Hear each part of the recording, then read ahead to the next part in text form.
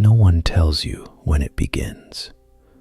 There is no clear moment when you suddenly feel different. No signal that something important has shifted. You don't wake up confused or lost. Inside, everything feels familiar. Your thoughts are still your own. Your memories remain intact. You still recognize yourself in the mirror. That's why it takes so long to notice.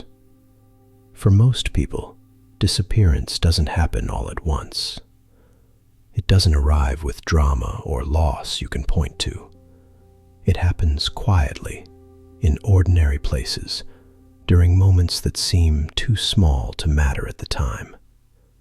I remember standing at a bus stop one morning, waiting like I had hundreds of times before. People were moving around me, checking their phones, talking softly, adjusting their bags. The bus arrived late, as usual. Nothing about the moment felt important, and yet something was different. A woman stood next to me and asked the man behind me a question about the route. She didn't look at me, not even briefly. I was close enough to hear her voice clearly, close enough to answer, but somehow not part of the exchange. I didn't feel offended, not right away. I told myself she hadn't noticed me, that it was nothing, that mornings are busy and people are distracted. I had learned, without realizing it, how easy it is to excuse these moments. That's another thing no one prepares you for. You become very good at explaining yourself out of other people's behavior. At first, it feels generous, mature, reasonable. Later, you realize it's survival. Small moments like that began to stack. A clerk speaking past me instead of to me. A decision made without asking my opinion. Conversations that once paused for my input now continued without it. No one was unkind. No one raised their voice. That was the most unsettling part. If someone had been cruel, I could have named it. I could have responded. But this was something else. It was absence. Inside, nothing had changed. I still noticed details. I still thought carefully before speaking. I still had opinions shaped by years of experience. But slowly, the world stopped treating those things as relevant. I used to be someone people relied on.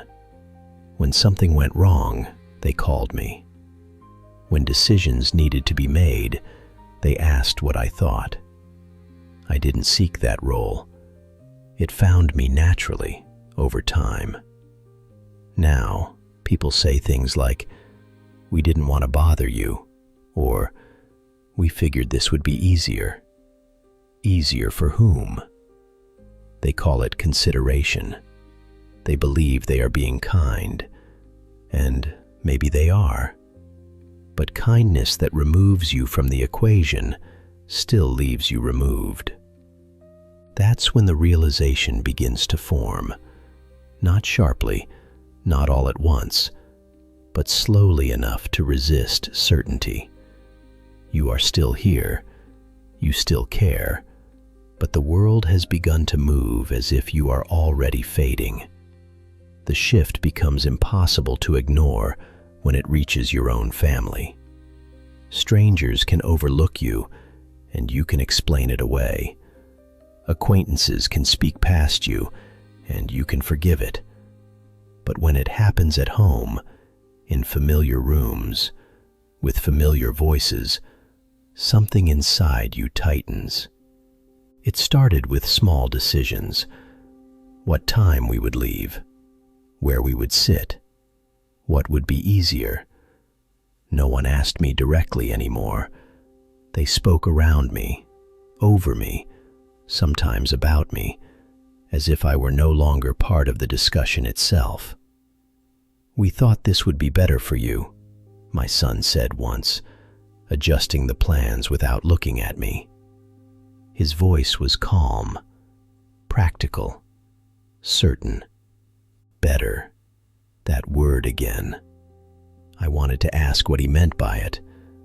Better compared to what? To when I was younger? To when my presence required no accommodations? To when my opinion didn't need to be simplified or filtered? But I didn't ask. I nodded instead. That's another quiet change. You begin to nod more often. Not because you agree, but because disagreement feels exhausting. It feels like explaining yourself all over again, only to arrive at the same outcome. I watched my children move through the world with confidence. I was proud of them, genuinely. They were capable, decisive, efficient. Everything I had once taught them was now visible in how they lived. And yet, somewhere along the way, that competence began to turn outward, toward me. They reminded me to take my medication. They double-checked my appointments. They spoke carefully, choosing words as if they might break something fragile. I knew they meant well. I never doubted that. What unsettled me was the assumption beneath it, the assumption that I needed managing. I still handled my finances. I still paid my bills. I still read, thought, planned. But those facts no longer seemed to matter. They existed quietly, unnoticed, like skills no longer required in a changing world. One afternoon, I overheard a conversation I wasn't meant to hear. My daughter was speaking to someone on the phone, standing just outside the room. "We'll decide for him," she said. "It's easier that way." I don't think she realized how clearly I could hear her. I sat very still. I didn't feel angry. I didn't feel hurt. I felt something colder. Replacement. Not in a dramatic sense, not as abandonment, but as a gradual reassignment of authority, a subtle transfer of agency from one generation to the next. That's when the fear surfaced. Not the fear of being alone, not the fear of dying, but the fear of becoming a background character in your own life, present but no longer directing anything. I began to notice how often people spoke for me, how often they answered questions addressed in my direction, how quickly decisions moved forward without my input. Each time, I told myself it was temporary, circumstantial, well-intentioned. But intention does not erase impact. Inside, I felt unchanged. I still experienced the world with the same clarity, the same emotional depth, the same curiosity.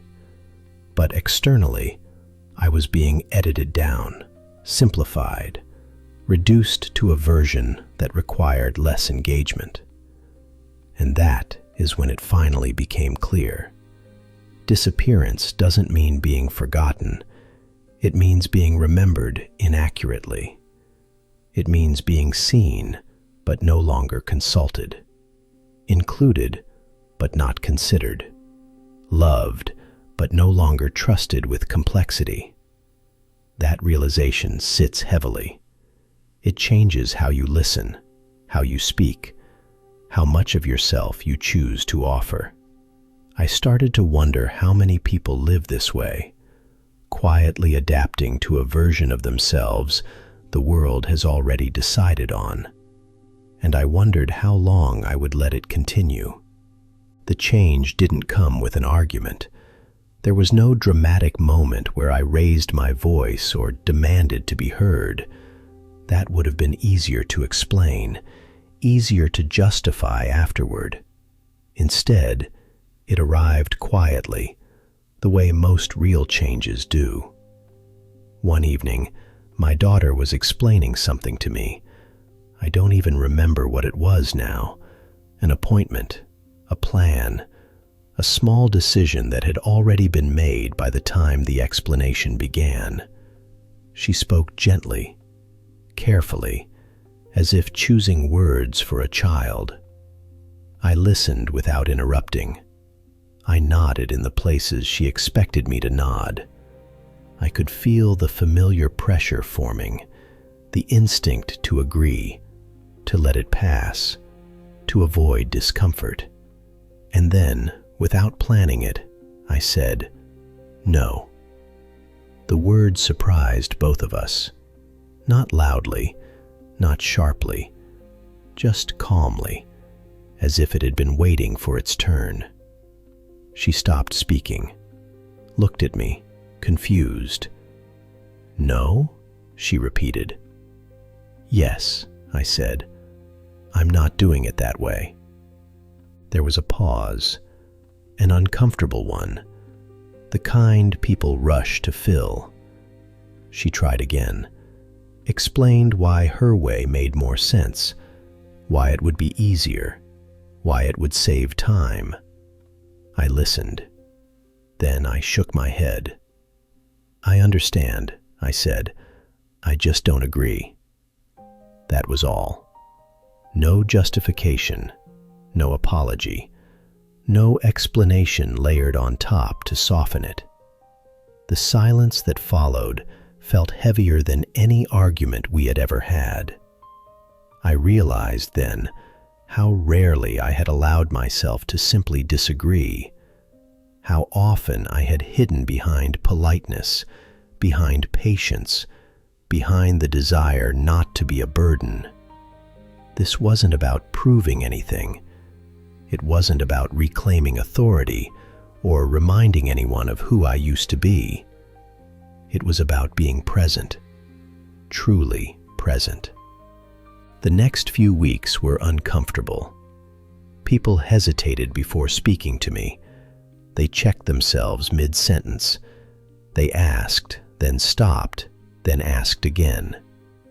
It was subtle, but I noticed it. They were recalibrating.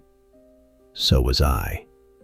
I began to speak more slowly, but more deliberately. I chose my words not to appease, but to be accurate. I stopped volunteering agreement when I didn't feel it. I stopped filling silence just to make others comfortable. Something interesting happened as a result. People started listening again. Not always, not immediately, but enough to remind me that invisibility isn't always imposed. Sometimes it's practiced, learned, reinforced over time. I thought about how easily we teach the world how to treat us, how small concessions accumulate into expectations, how often we mistake adaptation for acceptance. Aging hadn't taken my voice. I had just been using it less. And once I noticed that, I couldn't unnotice it. I didn't become louder. I didn't demand attention. I didn't reclaim space dramatically. I simply occupied it. I spoke when I had something to say.